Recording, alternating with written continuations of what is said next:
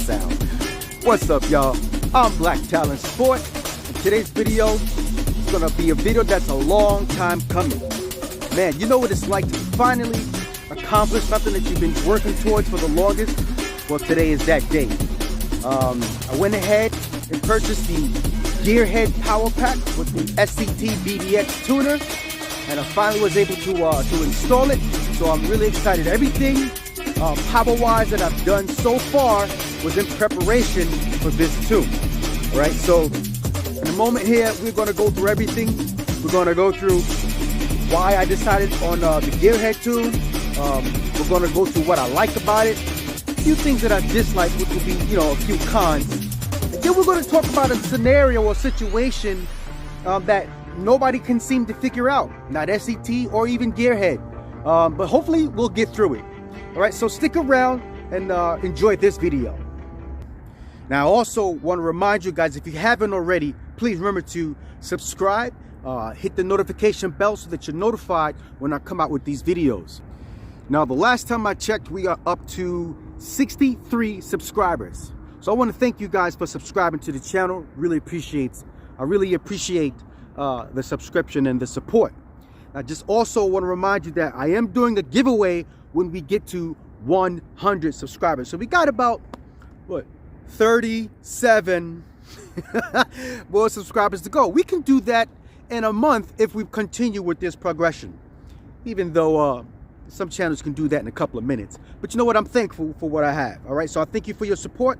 I want you guys to continue subscribing and supporting this channel so that we can grow. All right. Okay, well, first, I'm just going to give you a little bit of background / history into the concept of me getting into tuning. I was very apprehensive about, the whole notion of purchasing a tune. I'm old school, all right? I used to have a MK3 Toyota Supra, 1989 turbo 5-speed. And that's basically, that car taught me a lot of things, between that and playing Forza Motorsports. But basically, I'm used to piggybacks, and this is why I bring this up. It kind of ties into the purchasing of this tune. I know that if you wanted to control boost, then what you need a boost controller, right? If you wanted to control fuel, you needed a fuel computer. If you wanted to adjust fuel pressure, you needed a fuel pressure regulator, and so forth and so on. So I'm used to having piggybacks. So the notion of buying piggybacks, I understand that. So when I purchased this Explorer, and then I was doing some digging and guys talking about modifying and buying a tune, I had to have them explain it to me. This was on the groups, and for what they said is basically, you purchase software and you download it. I'm like, download it? There's nothing tangible that I buy? Nope. Apparently, there's only about maybe five to six items that you purchase to install, and then the rest of the power you gain is software in the tune. And for the longest, I just could not accept that. I wanted something tangible that I could install that would give me the upgrade, not download it. That was just foreign to me. So I was apprehensive, and that's why I waited so long up until the need arose. And let me tell you, if you had the same apprehensions as me, or if you were just wondering what difference, or if you really need a tune, let me just go ahead and say, yes, you do. You need a tune if you did the intake and if you've done the exhaust. And that's when I realized I needed a tune, because I started to notice that the shift points have changed without the tune. The shift points changed, and the car was just like not being able to figure out which gear it should be in. If I was going up a hill, it would just upshift way too much, trying to figure out which gear it should be in. And that was when I knew, I was like, okay, you know what? I got to get a tune. But I wanted to get everything else in order for the tune. Think about it now, I probably shouldn't have did that. I probably should have just got the tune for the intake and the exhaust and then revised as I went along. But me, I'm a planner, so I decided to, get things in order first in preparation for the tune. But it is needed if you do the intake and the exhaust, because the shift points will be all wrong. All right, so now at this point, let's talk about why I went with the GearHead tune. There are plenty of tunes out there for the Explorer, but there was one selling point that sold me, and that was the octane adaptability. Apparently, there's no other tuner out there that has octane adaptability, auto octane adaptability, which is basically the tune will automatically adjust to whatever octane you're running at the moment, rather if it's 87 all the way up to 93. And I found out that it does that through the knock sensor, which was, you know, before I found that out, I was like, how would this thing know what octane I'm using? I've never heard that before. So I asked, and it turns out it's the knock sensor. Very interesting. So that basically sold me on the GearHead tune. No one else had that. And the reason why that was so appealing to me is because, you know, I'm on the roads 12 hours, at least 12 hours, 12 hours a day, six days a week. And, you know, often I have to get gas on the fly. I can't, you know, search around sometimes. Sometimes I can for the right octane or whatever octane I'm planning on using at the moment. So, you know, I didn't want to have to be trying to switch between maps and just making sure, you know, that I only get 93 or 87 or whatever I was using at the time. I needed to be able to just get gas, whatever's available, whatever I feel like paying for, you know. So that auto octane adaptability was very important to me. So I was like, all right, you know, I'll go with the GearHead.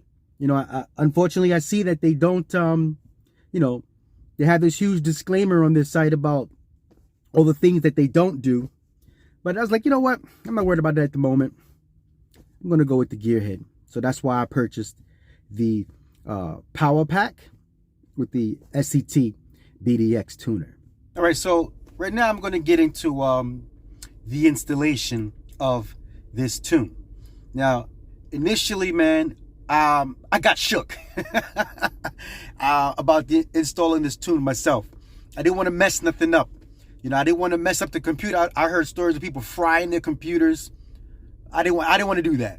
So I went and I checked, you know, just to get an idea of how much it's going to cost.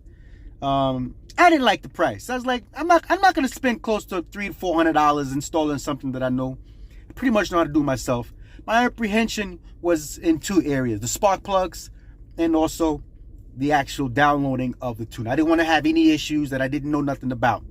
But I decided to do it, and I'm glad I did. Save, you know, a bunch of money. But firstly, I'm going to show you how I installed and mounted the tuner, the SCT BDX. All right, so let's get into that at the moment. I mounted it right there on my windshield. I went and purchased the mount from somewhere on Amazon. All right, but I ran the wires plugged into there. Then this panel here on the side, this one comes off, and the wire is very thin, so it just squeezes right in between there. Right, and then I of course you plug it into the port, ran the wires up and through there. To get to the thermostat, just remove the intercooler piping and the intake, and it's right there. Now is a good time to do a coolant flush as well. The spark plugs on bank 1 were the most difficult because they're up against the firewall, but I was able to get it done despite my apprehension. Now up next is the absolute easiest part of the installation of this tune, which is the 3-bar map sensor. It's just involved unplugging it, taking out that one bolt right there, replacing it, putting it in there and screwing it back in and plugging it in. That's it. So now that I had the tune installed, all the parts, you know, I had the plugs, the thermostat, map sensor, and also, you know, the file, the tune file, downloaded and installed. I had an issue with loading up the GearHead configuration. This issue is just, I'm hoping that I'm the only one, you know, like, because I've yet to see any information on the code that I got online. I presented the information to SCT and also GearHead, and you know, it just, unfortunately, it's still unresolved. It's error code 120D3. You know, SCT told me that it's, you know, it's in demo mode. That's where the D comes from. And you know, I went through the tuner, and it's not in demo mode. SCT told me to consult GearHead. GearHead told me to consult SCT. It was one of those situations. So, you know, basically, my understanding is the configuration is so that I can data log, which relates to, well, I would only use it for the gauges. You know, I wanted the gauges to be displayed there so that I don't have to purchase aftermarket gauges. Remember, I'm old school, so that's what I know. You know, I don't want gauges. I didn't want gauges everywhere. But also, you know, just in case I had an issue that I needed to do a data log, that's what I would need that for. Also, the GearHead configuration has, as one of the displays is the octane, the auto octane ratio. Remember, I wanted that. But unfortunately, you know, there is some sort of issue with loading that configuration. Even SCT even told me, well, the Explorer, we don't make a product for the Explorer. Huh? What? Okay, you don't make a product for the Explorer? No, we don't make a product for the Explorer. So basically what they're saying is that the Explorer is incompatible. But, you know, it makes sense. I guess that's why GearHead came out with their own configuration, which was very smart on their end. It's probably what I would have done as well. It's being that the Explorer is incompatible with an SCT product. They have their own configuration that you are able to use it, which is great. But again, I'm having an issue with downloading the GearHead configuration every time. So what I did, I used one of the configurations that came with the BDX, and that's why I'm able to get the display and also data log. So I'm able to do the same thing that GearHead would afford me to do with their configuration, of course, minus having that auto octane ratio display. And I think there's something else, but I can't recall what it is as far as that goes. So I'm not counting this as a con. For me, this is just that situation, that unfortunate situation that I'm in that no one can seem to figure out. I mean, if you know, let me know in the comments below. It would be very helpful. But otherwise, you know, it works out. You know, I'm still able to get the gauges and display that I'm looking for. If I want to monitor what's going on with the motor or the engine or anything, I can. So that's that. So this is going to lead me to talking about the cons. This could either be one con or two cons. But it should really be a con, but it is, because it's something that I wanted. I knew going into this tune that GearHead would not compromise anything with the emissions. And I knew that they would not do any sort of gunshot tune or burble tune or flame tune. But these are two things that I really want. You know, say what you want to say about it. Some people say that's rice. Man, you know, I'm not going to say what I want to say about that. But for me, I did want a burble tune because it's a little bit of showmanship, you know. And also, I have a use for that. You know, when people drive behind me, they figure out that I'm not a cop. They do shenanigans behind me. And I would want to, not like an anti-lag, rolling anti-lag, but yeah, I would want to downshift and start pop, pop, pop, and maybe shooting flames so that they would know, yo, go do that somewhere else, behind someone else, you know? And And that's basically it. Those are only two things. I wanted a gunshot tune or burble tune, whatever you want to call it. And I wanted to shoot flames. I wanted a flame tune. But I kind of knew going in that the GearHead wasn't down with that kind of thing. So those are only two things that I would consider would be a con for this tune. Now, there are several things that I like about this tune. I am very happy. For those of you that ask, do you notice a difference? Absolutely. Man, oh man, why did I wait so long to get this tune? I don't know. Actually, I do know. Like I said, I wanted to get all the parts, all the hard parts together. But hey, it is what it is. But man, the difference is night and day on both the engine side and performance, and then on the transmission side, which I'll get to in a little bit because it's a two-part tune. But man, you know, when I'm accelerating prior to the tune, I mean, even some people have told me this before. That I had a few people with me, and you know, they thought that I was holding back. You know, these Explorers, they come from the factory detuned. You know, heavily detuned, and I noticed it almost instantly. You know, when you're accelerating, you know, if you're really accelerating hard or good enough, you will actually feel the computer kick back. You know, it'll start pulling back. You feel it bog down a little bit. It goes, that's the computer kicking back, or cutting back rather. That's gone with this tune. When you accelerate, this thing just goes, man.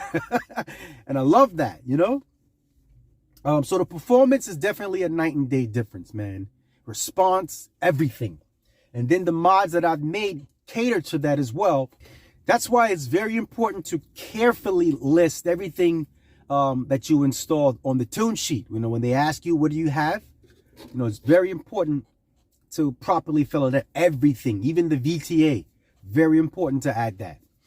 But man, I can't really say enough about this tune, man. It's just a wonderful investment of towards the power and functionality.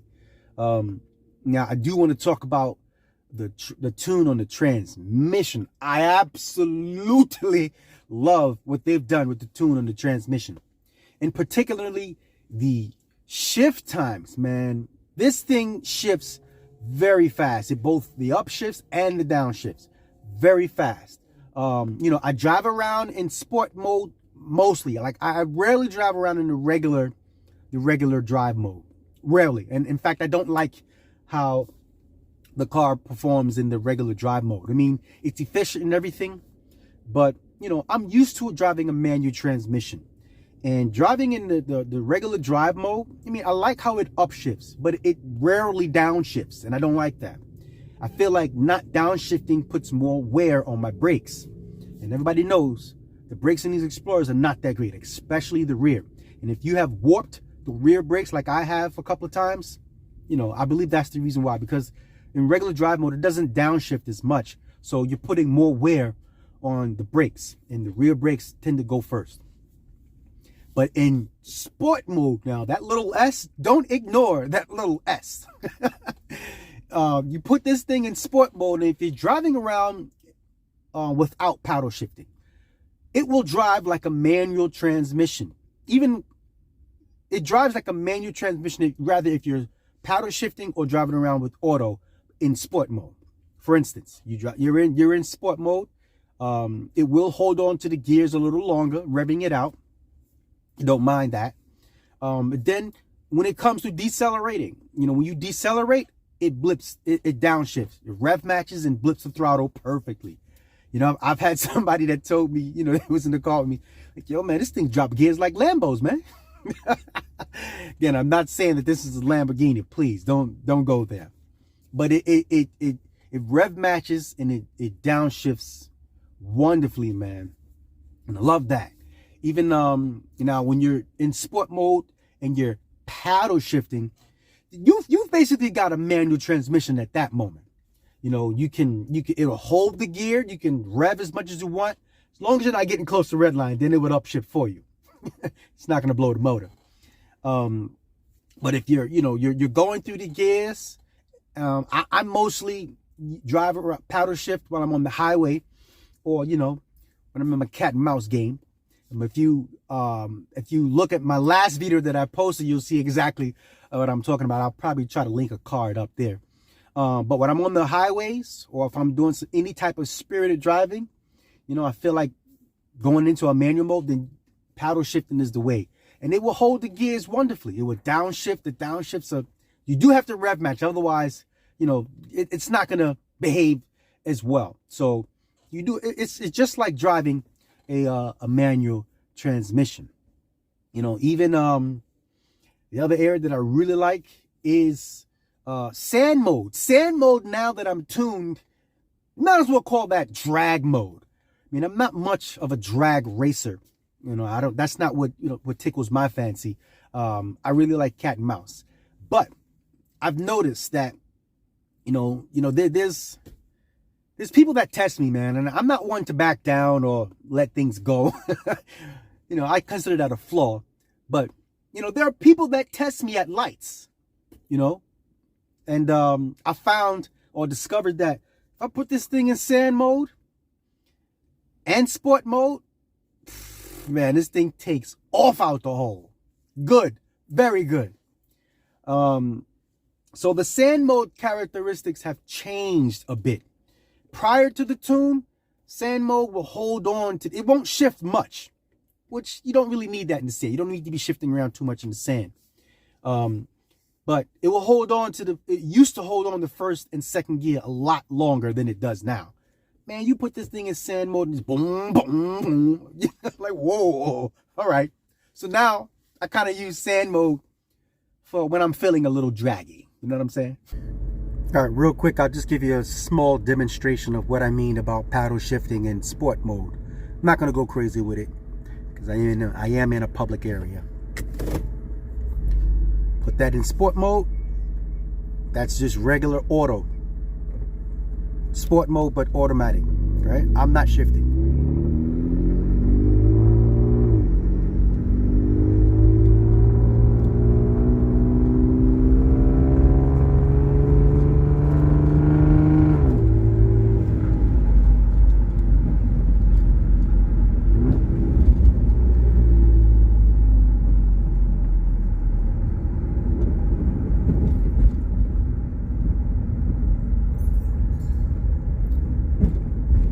See how it held onto the gears a little bit longer and then downshifted on its own? So now I'm just going to do the same thing, but I'm going to now paddle shift myself. And it's in sport mode, auto, but when I pull the plus sign, the upshift, oh, well, now it's in second. Let me put it back in first. I pulled up. I should have hit the left one. All right, so we're in first gear. I'm just going to drive regularly the same way that I just did. But I'm going to be shifting now.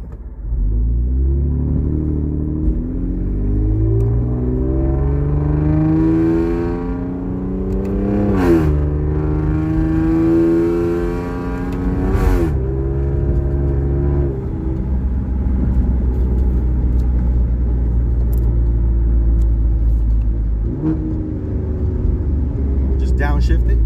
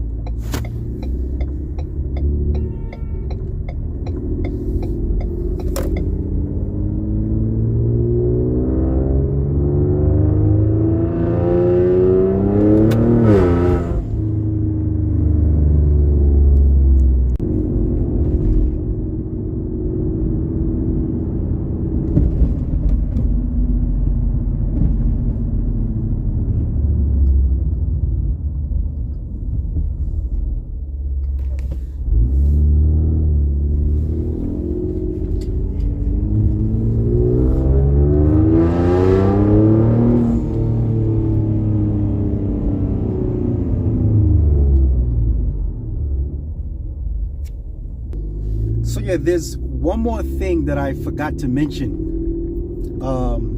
that I really like about the tune on the transmission. You know, it's very smart or sensitive. I don't know what to say, you know, if it's smart or sensitive, but it will sense, I guess, based on the position of the throttle. Like if I'm like driving and I'm like anything between 20 and 30% throttle, in sport mode, it will slip the gears a little bit, just like, you know, if you're just regularly driving. But if I'm like 40 to 50% throttle and it's time to shift, it bangs the gears, you know. You know, that sometimes it will give wheel hop, or I'll feel the transmission jump. I get a chain go bang. I guess that's why, I don't know who created it, but that company that came out with those solid mounts, I might look into that real soon, but I got a few other things to sort out before I do that. But I understand why they came out with those solid mounts, because, you know, when I'm really getting on it in draggy mode, when it changes the gears, it bangs them, and I feel the transmission jump. Or, you know, in the lower portion of the gears, you know, I get a little wheel hop. Even though I've got these bigger tires on, or slightly bigger, the AT tires, it does spin the tires a little bit. It chirps them. So, you know, it senses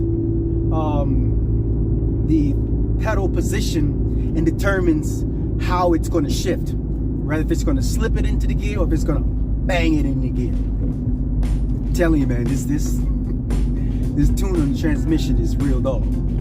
You know, now that I'm on board with the tuning and getting a tune, another aspect of it I like as well is that I can always, you know, give GearHead a call or send them an email if I want to revise something. That's pretty good. You know, it reminds me of the Teslas, except that it's not auto updating.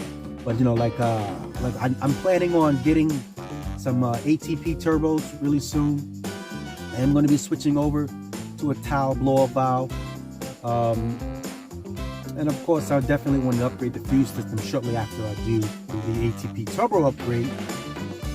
And also for the fuel, I want to get the high pressure fuel pump and maybe some bigger injectors as well, just to kind of make sure that have supporting mods for the tune, and you know, just so I'm not blowing the motor.